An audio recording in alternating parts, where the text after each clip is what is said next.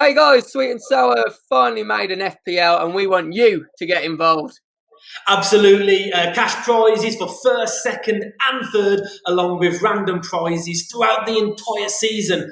So, what are you waiting for? Come and show us what you've got.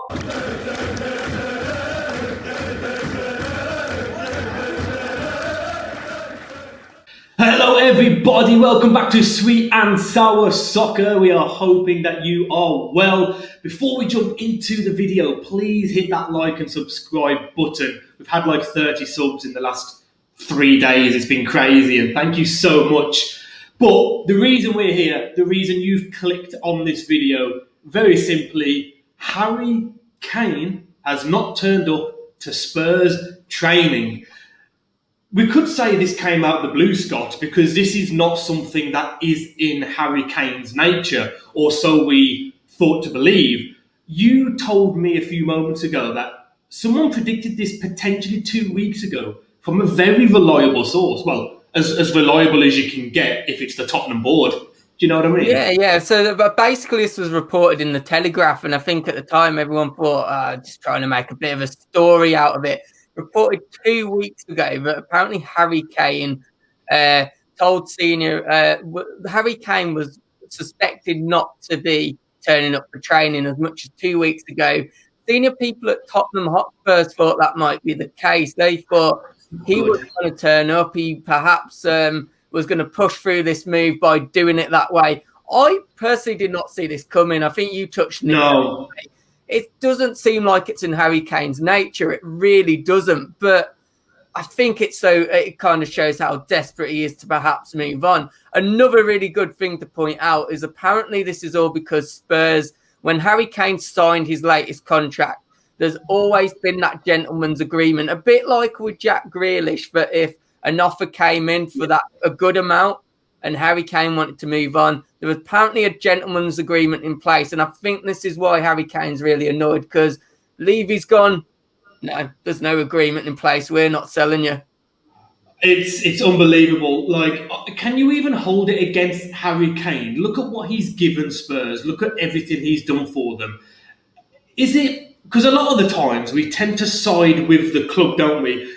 I've been guilty of this. You signed a contract, so you stay there. But if he's made a gentleman's agreement, like, listen, I've given you so much of my career already. I need to win trophies.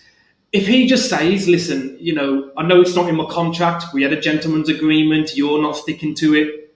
I'm just not going to turn up. Is that a bad thing that a player is forcing his way out because he's got ambition? And that's the key thing, isn't it? I think it all comes down to this gentleman's agreement, because I'm still in two minds myself about this. At the end of the day, the bloke did sign, was it a 5 or 6 year deal? It might even have been it was 6 years. I think 6 year deal. And you think, well, if you weren't fully sure of the project at the time, it's not like Spurs have been pushing for trophies year on, year out. Why did you sign for that long? But then there is that other thing to it, isn't there? That if he has been promised things that haven't happened, 28 years old now, he's given a lot of time to Spurs. Perhaps they should let him go and honour that gentleman's agreement. I'm very tired with this, though, because, you could look at it from a Spurs perspective as well. Nuno's just come in. What does this mean for Nuno? What does this mean for Spurs as well? You can see with the amount of time on the contract. I mean, this isn't the first player where it's been done to. Obviously, Zaha's another example where they've just gone, no, we're not doing it. It's such a hard one, isn't it? You kind of feel, well, you signed the contract, but then at the same time, he deserves to be winning trophies. And are Spurs giving him that are Spurs really pushing towards that? Because from what I'm seeing, not really. Let's face it, they got turned down. Was Nuno their 7th choice manager? Coming back to Nuno, what must he be thinking? There's not many Spurs fans that are buzzing about him as it is. We saw the pictures where Son came back to the training ground. He looked miserable. Maybe Kane told him, listen, I'm going to try and get a move. And now he's got this going on. You've got to feel for Nuno. I've got a soft spot, obviously, because obviously being Wolves fans, I was a massive admirer of Nuno. This is so difficult for him. And you can't just go out and just replace Harry Kane. Yes, you can try to spend 50, 60, 70 million on a striker maybe, but it's not going to be Harry Kane. That disrupts the squad. I don't know. This is We haven't even touched on City yet. We've spoken about Harry Kane and what this means for Spurs. What does this mean for English football next season if it is City? Because they've just signed Jack Grealish. We've had reports all summer of Pep saying we are not in the market for a striker. He says that every year, when it comes to signings, and then he spends 200 million. So you take it with a pinch of salt, but you've got to think Kevin De Bruyne, Mahrez, Foden, Grealish, Bernardo Silva, Kane, Jesus coming off the bench. It's Gundogan, Fernandinho. My God. Sterling. Sterling, yeah. That's what squad's so good, but you could forget a major player like that. And it's an interesting one, isn't it? Because conflicting reports coming out today about Grealish quickly, that apparently there's been rumours that he might actually sign a contract at Villa. There's been a lot more rumours though that the deal is going to go through. City though, I mean, it's going to take about 150, 160 million. That's going to be what, 250 million spent. You think even City are going to have to sell someone quite big to balance that, not even balance the books, but just make it plausible from a FFP perspective. But yeah, I mean, if City make this signing, I think having chats with people and people just saying, it's just not the same, is it anymore? It's just, they're literally going to be buying the league, aren't they? I mean, when Man United are spending 150 million in a transfer window, which have nearly spent now, and that's still not the top spend in a transfer window, it's just getting ridiculous, isn't it? But what does this mean for City? For me, it pretty much nails on the Premier League, and it gives them that extra 25% chance of pretty much winning every other domestic trophy there is. Yeah, I mean, domestic Champions League as well. Yeah, the quadruple looks as nailed on as it could be. It's still, I still don't think we might see it in my lifetime, but I mean, there's a chance that they will do the domestic treble again. I don't know how I feel about it. I don't know how I feel about them buying Grealish and Kane. I was so tired of the United dominance that. Is it being, am I contradicting myself if I don't give that same energy towards Manchester City? Maybe I should do.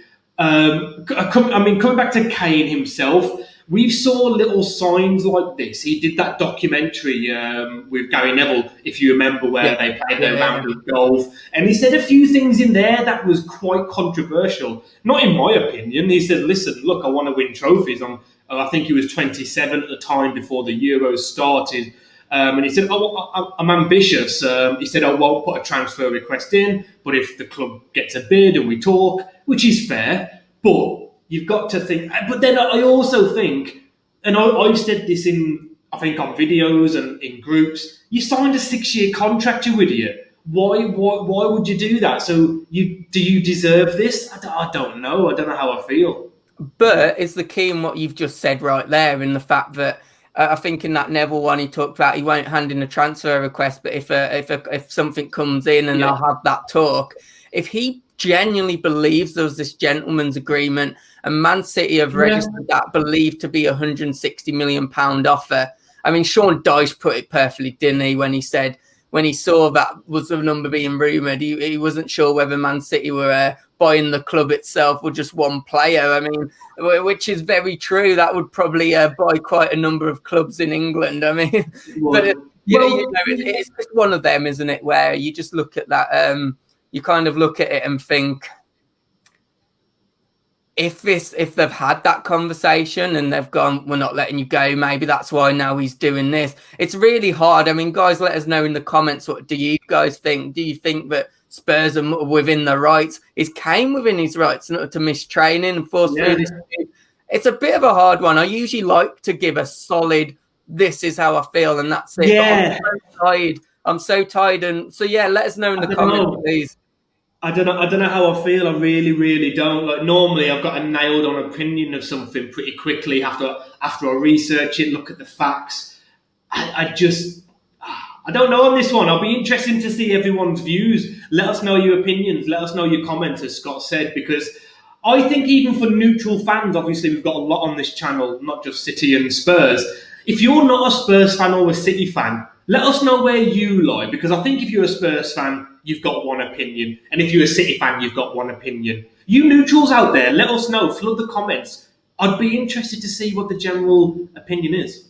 Yeah, and definitely. And if you're a Spurs fan, also let us know what you think of Harry Kane now. To be fair, you guys feel betrayed by him, or is this a sense that you think, you know what, Harry Kane deserves the move? It's a really interesting one to decide on. I mean, I think a lot of neutrals are going to be conflicted. But yeah, we're interested to know your guys' opinions. So please drop them in the comments. Please like the video. That massively helps us out. And most importantly, hit that subscribe button. Take care. And we'll see you on the next one. Indeed.